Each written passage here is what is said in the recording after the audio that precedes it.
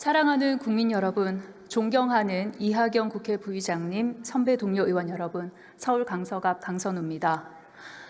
양심과 도덕, 책임감과 애국심이 없는 관료는 민주주의의 적입니다. 양심과 도덕, 책임감과 애국심이 없는 국회의원 또한 민주주의의 적입니다. 돈이 없어서 수술을 망설이지 않아도 되는 나라, 형편이 어렵다고 교육을 포기하지 않아도 되는 나라, 남들과 다르다고 조롱받지 않는 나라, 소수임이 위축의 이유가 되지 않는 나라, 부모의 배경이 자식의 운명을 결정하지 않는 나라, 누구나 겪을 노후라는 사회적 위험에 대해 고위험군과 저위험군 사이로 연대의 강이 메마를까 걱정하지 않아도 되는 나라, 또 그 노후를 국가에 비해 근시안적일 수밖에 없는 개인의 자발적인 결정에만 맡겨놓지 않는 나라, 그리하여 가난한 아이가 가난한 청년이 되지 않아도 되는 나라, 가난한 청년이 빈곤한 노인이 되지 않아도 되는 나라, 평범한 일상을 위해 비범한 노력을 하지 않아도 되는 나라. 다가오는 6월 3일 우리 국민께서는 이처럼 응당 누리셔야 할 마땅한 대한민국의 질서를 다시 또 새롭게 만드시는 결정을 내리실 것입니다. 이 질서를 만들어내는 중차대한 결정에 내란 세력들이 서로 머리를 들이밀고 있습니다. 민주적 정당성을 잃은 임명권자로부터 임명받은 내란 정권의 강요들, 내란 동조를 넘어 주도를 한 내란 주도 정당 국민의힘, 이들 중 그 누구도 대한민국의 성장을, 복지를, 회복을, 미래를, 통합을 입에 담을 자격조차 없습니다. 자격이 없는 내란 세력을 상대로 우리의 미래를 위한 질문을 하는 이 상황이 국민께 죄송스럽습니다. 그러나 들춰내야 기록할 수 있고, 기록해야 기억할 수 있고, 기억해야 반복하지 않고 단죄할 수 있습니다. 우리의 역사 앞에서, 현 세대와 미래 세대 앞에서 수치스러운 내용이지만 하나씩 짚어보는 질문을 하도록 하겠습니다. 박성재 법무부 장관님, 앞으로 나와 주십시오.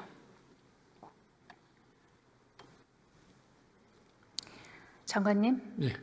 법 집행은 실질과 형식이 모두 공정해야 합니다. 즉, 법과 원칙에 따라 공정하게 처리하는 것도 중요하지만 국민의 눈높이에서 공정하게 처리되는 것으로 보이는 것도 매우 중요합니다. 누가 하신 말씀인지 아십니까? 저도 취임할 때 이런 말을 한 것 같습니다. 최근 일부 검사들의 정치 행위에 대한 외부의 시선이 매우 따갑습니다. 지금은 검사 스스로 자세를 가다듬고 사명감을 되찾아야 할 때입니다. 검사에게 부여된 막중한 사명을 가슴에 새기고 혼신의 힘을 다해 국민을 섬기고 국가에 봉사할 것을 새롭게 다짐했으면 합니다. 기억나십니까? 예. 2024년 2월 20일 장관님께서 제70대 대한민국 법무부 장관 취임식에서 하셨던 취임사입니다. 저는 이날만큼은 장관님께서 하셨던 말씀이 진심이라고 믿고 싶습니다. 그리고 이날 하셨던 말씀의 그 진심 한 조각쯤은 지금도 갖고 계시기를 기대를 합니다. 오늘 제가 드릴 대정부 질문 내용은 한덕수 권한대행의 이완규 헌법재판관 후보자 지명의 건, 심우정 검찰총장의 내란 수사 방해의 건, 그리고 장관님께서도 포함된 4인 안가 해동의 건이 될 것입니다. 지난해 2월 20일 장관님께서 직접 말씀하셨던 취임사의 문장 하나하나에 담았던 그 진심을 토대로 질문을 드리고자 합니다. 참고하실 수 있도록 제70대 법무부 장관 박성재의 취임사를 전달드리도록 하겠습니다. 저 받고 있습니다.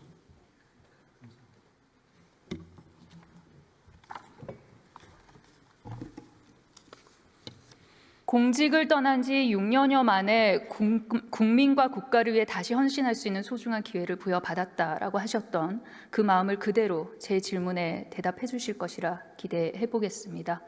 현재의 장관님을 국민께서 보시고 들으시고 판단하실 수 있는 시간이 되길 바랍니다.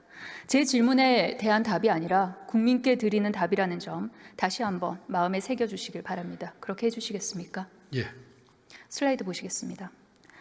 지난 4월 9일입니다. 법사위 전체회의에서 김서구 전 법무장관 대행은 권리와 사고에는 중요한 차이가 있다. 사고의 경우에는 복귀할 수 있는 대통령의 의중과 다른 결정을 내리면 안 되기 때문에 가급적 자제해야 한다. 다만 거리의 경우에는 다시 복귀할 가능성이 없기 때문에 학설상으로 적극적으로 권한을 행사할 수 있는 의견이 상당수라고 했습니다. 오늘 장관님도 비슷한 취지의 말씀을 하신 걸로 알고 있습니다. 이 말씀을 하면서 한덕수 권한대행의 이완규 함상훈 헌법재판관 지명을 두둔하기도 했죠. 지난번 김서구 차관이. 그런데 제 생각에는 이 권한대행의 권한 행사를 판단하는 기준이 사고면 자제, 거리면 적극 행사라는 이 법 형식적인 기준에만 있을 수는 없다고 생각을 합니다. 왜냐하면 실질적으로 벌어진 현상이 더 중요하기 때문이죠. 예를 들어 아까도 국군 통수권만큼은 자제할 필요가 없다라는 그런 취지의 답변이 있기도 했는데 실제로 불행히도 전쟁이 일어났을 때 그 기준이 사고냐 거리냐가 될 수는 없지 않겠습니까? 장관님 또한 법 형식적 절차와 실질에 대해서 강조를 하셨습니다. 취임사를 보면 법 집행은 실질과 형식이 모두 공정해야 합니다라고 말씀하셨습니다. 법무부 장관 대행이 또 장관이 밝혔던 이 견해가 장관님 취임사에서 강조했던 실질과 형식을 모두 갖춘 법 집행의 공정에 부합한다고 보십니까? 제가 생각하는 데는 차관께서 이렇게 말하는 것은 이런 견해도 있을 수가 있다는 하나의 의견에 불과하다고 생각하고, 지금 대통령이 거리된 상황에 권한 대행이 어느 정도까지 할 수 있느냐에 대해서는 다양한 의견이 있는 것으로 알고 있습니다. 다음 슬라이드 보시겠습니다. 게다가 김서구 전 법무장관 대행은 국회 법사위 질의에 대한 답변에서 한덕수 권한대행이 대통령 못 헌법재판관을 지명한 것이 행정부 수반으로서 임명한 것이라고 답했습니다.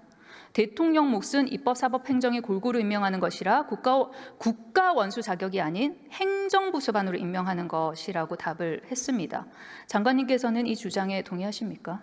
아까 비슷한 취지의 발언을 하셨던 것 같은데요. 헌법재판소 자체가 행정부, 입법부, 사법부의 3부에서 3명씩 추천해서 임명하도록 규정되어 있기 때문에 지금 그 몫은 행정부 몫이라고 그렇게 생각을 하고 있습니다. 그 의견에 동의하는 편입니다. 네, 슬라이드 보여주십시오. 장관님 슬라이드 한번 보시겠어요? 이 슬라이드는 고등학생을 비롯한 대학 입시생들이 보는 EBS 수능 특강 한 장면입니다. 칠판에 필기된 내용을 설명을 드리겠습니다. 대통령의 권한은 국가 원수로서의 권한, 행정부 수반으로서의 권한으로 나눌 수 있는데 국가 원수로서의 권한 중 하나가 바로 헌법재판관 임명권입니다. 이 내용을 다룬 모의고사 문제 해설서에는 대통령의 국가 원수로서의 권한과 행정부 수반으로서의 권한, 이 둘을 구분하는 것은 수능에 자주 출제되는 문제라 정확히 개념을 알고 암기해야 합니다라고 친절하게 설명하고 있습니다. 장관님께서 직무가 정지되신 동안 법무장관 대행직을 수행한 법무부 차관이 수능 사회탐구, 법과 정치 과목에 나오는 대통령의 권한에 대한 수능 오답을 설파하신 셈입니다.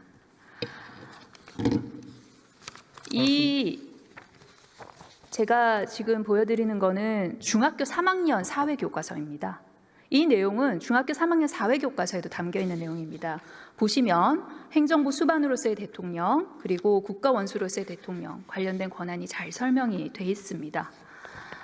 법무장관 대행직을 수행한 분 그리고 또 장관님께서 말씀하시는 거는 중학생 또는 수능을 준비하는 학생들이 배우는 내용과 좀 동떨어진 것 같은데 어떻게 생각하십니까? 의원님께서 지적하시는 부분은 대통령이 입법부, 사법부에서 추천하거나 하신 분들도 임명하는 그런 면에서 보면 국가 원수로서의 자격에서 하는 게 맞습니다. 하지만 행정부에서 3명을 추천하는 부분은 반드시 국가 원수로서 하는 것인지 행정부 수반, 행정부의 몫으로 하는 것인지 판단이 다르다고 생각합니다. 지금 그래서 그 사회책 내용에 저도 100% 동의하기는 어렵습니다. 수능 문제에도 그럼 동의하기가 어려우신 거군요. 예, 저는 그렇습니다. 왜냐하면 대통령께서 법과 원칙에 따라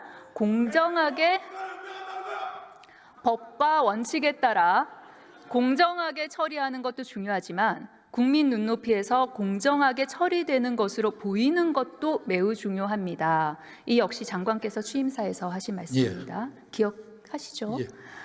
평등에 대해 법적으로 따지자면 여러 복잡한 법 이론들이 있을 수 있겠지만 여기 장관님과 법 논리를 따지자는 것은 아니고 장관님이 강조하신 바로 이 국민 눈높이에서 공정하게 보이는지에 관해 한번 여쭤보도록 하겠습니다.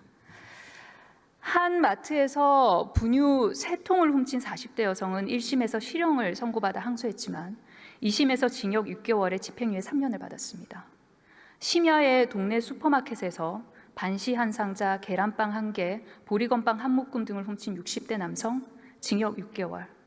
농촌마을 빈집 냉장고에서 바나나 2송이, 두유 1개, 식빵 1개, 음식을 훔쳐먹은 40대 남성은 징역 8개월을 선고받습니다.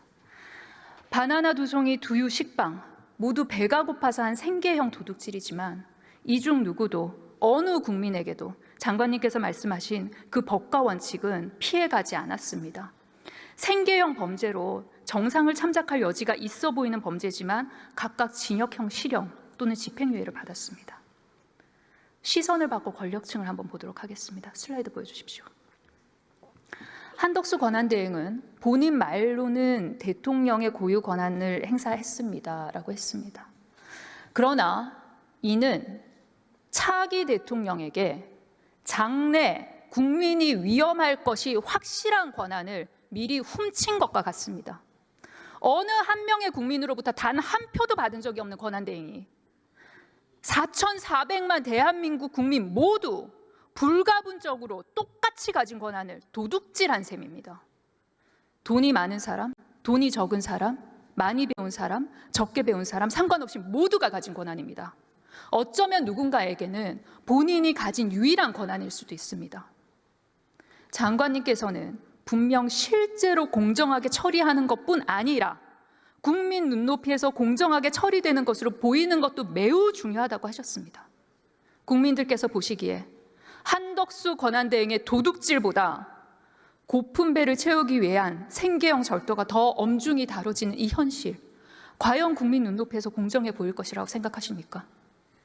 헌법상 대통령 권리 시 대통령을 총리가 권한 대행하도록 한 것도 국민의 의사가 모인 것이라고 생각합니다. 그 헌법 규정에 따라서 총리가 제한 없이 헌법적 권한을, 대통령의 권한을 행사하는 것도 헌법에 따른 것이고 그 헌법은 국민의 의사가 모인 것이라고 생각을 합니다.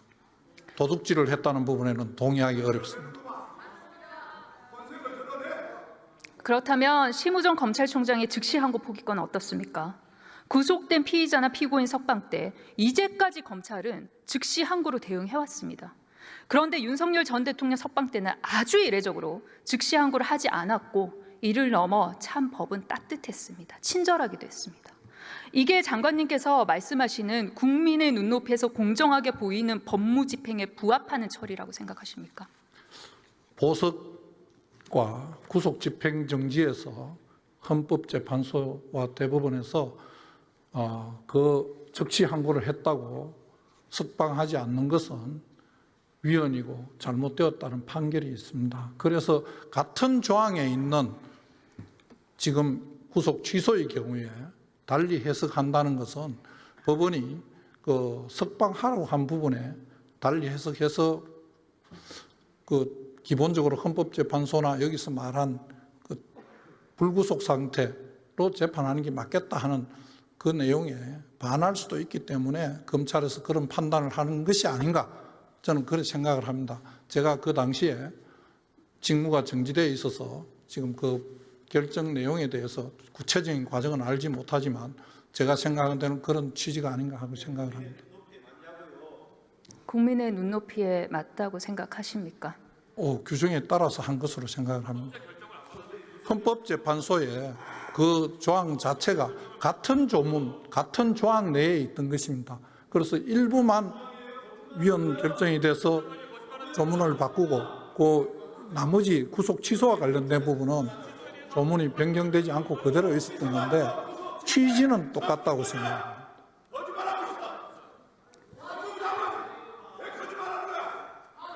거짓말 한 바 없습니다.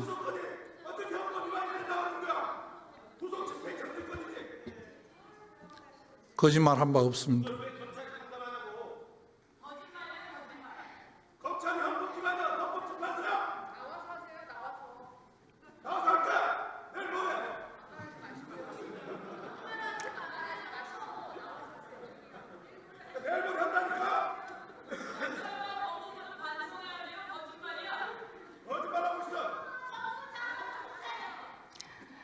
장관님 취임사에는 옳은 내용을 설득하고 추진할 줄 아는 용기를 갖춰야 한다고 생각해 왔습니다라는 구절도 있습니다.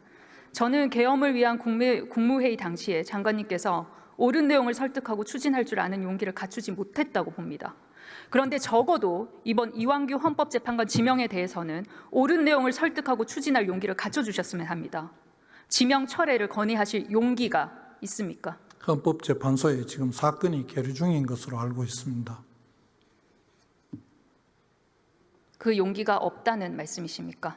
그 판단을 헌법재판소에서 할 것으로 생각합니다. 저는 도대체 왜 장관님께서 대한민국의 법무를 관장하는 법무부 장관으로 이 자리에 서 계신지 알 수가 없습니다. 취임사를 보면 공직과 자신의 업무를 복짓는 기회로 여겨 자긍심을 가지자라고 하며 법무부 공무원들을 격려하셨습니다. 그런데 제가 오늘 들어보니 복짓는 기회가 아니라 그간 죄짓는 기회로 삼으셨던 것 같습니다. 제발 대정부질문이 끝나고 돌아가는 길에 제가 드렸던 본인의 취임사를 꼼꼼히 읽어보십시오. 공직을 떠난 지 6여여 만에 국민과 국가를 위해 다시 헌신할 수 있는 소중한 기회를 부여받았다라고 하셨던 그 취임사가 참 허망한 순간입니다. 들어가셔도 좋습니다. 경청해 주셔서 감사합니다.